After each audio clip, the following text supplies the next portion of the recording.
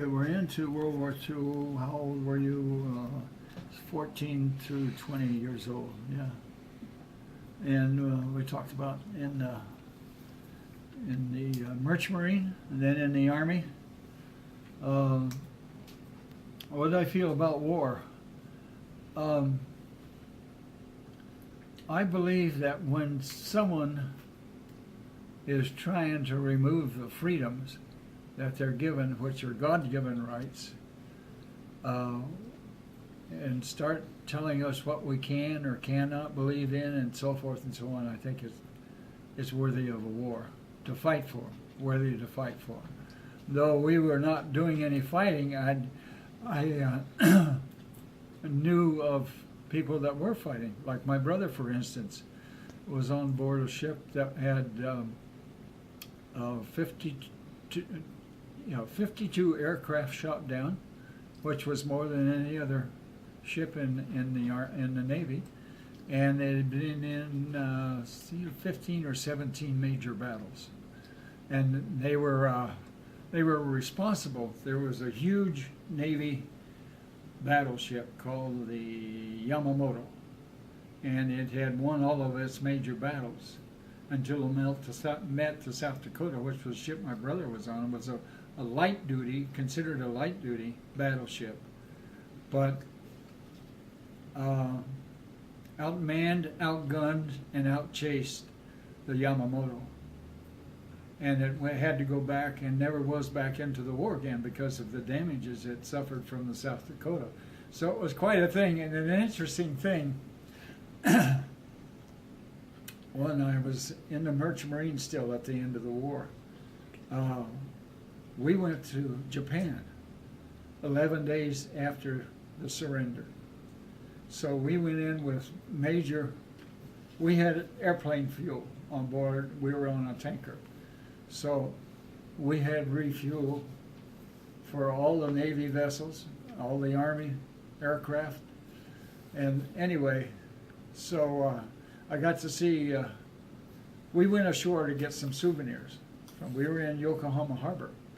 And so we just had a little boat that took us into the shore and then came back and got us. And anyway, we were waiting for our little boat to come in, and there was the Navy had some landing craft that they were using for party boats going back and forth to taking the sailors in and sailors coming out. And there's several stories I could tell here, but I'll tell this one. This is, the guy had a PA set.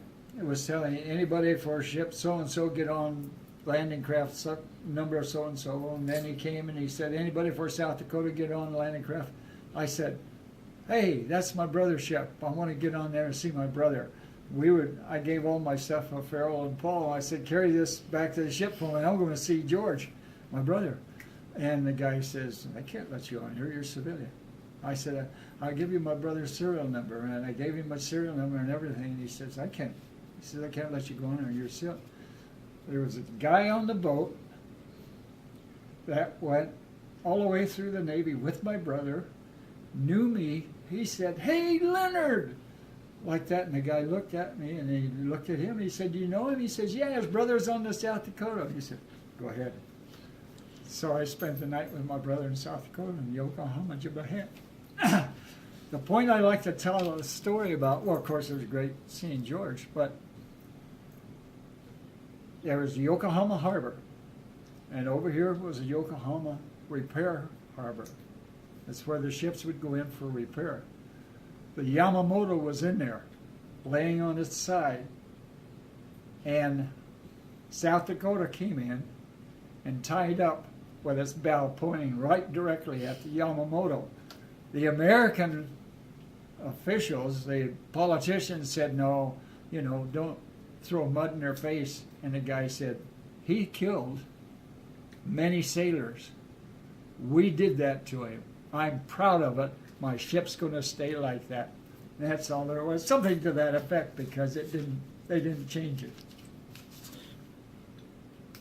Anyway, that's a pretty good story. Yes. what did my parents think of the war? Well, my dad was in World War II. He was a sailor in World War II. Your World War dad? One? My World War dad- One?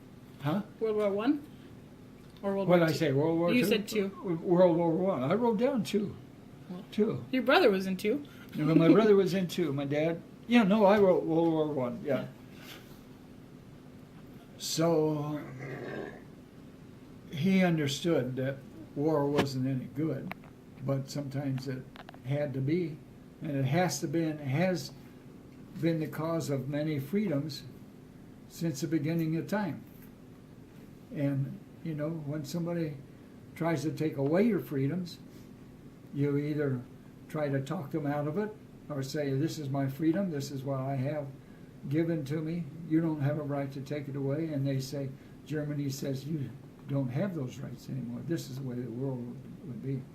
And that's where we would be if we didn't had not we gone to war with Britain and several other allies. We were an ally with Russia, not knowing that we were fighting with communism. But anyway, that's the thing about war. It does kill a lot of people.